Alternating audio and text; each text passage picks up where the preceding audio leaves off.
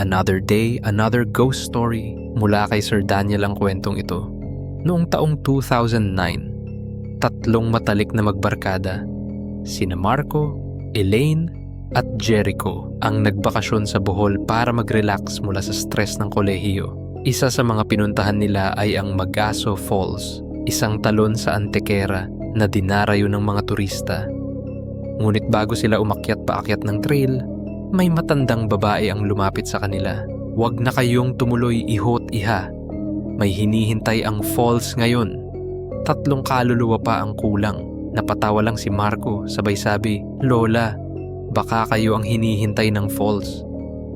Tumingin si Elaine sa matanda, pero bigla itong nawala paglingon niya muli. Pagdating nila sa Mag-aso, makulimlim na ang langit. Sinabihan pa sila ng isang tanod na umalis bago mag-alas 5 dahil nagbabago ang agos kapag palubog na ang araw. Pero sadyang matitigas ang ulo nila.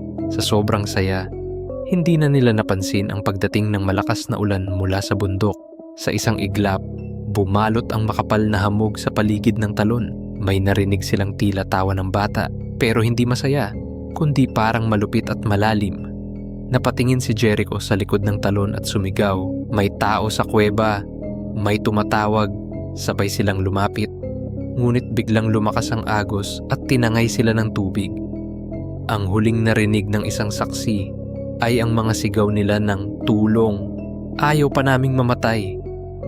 Bago sila tuluyang lamunin ng talon, walang natagpo ang bangkay.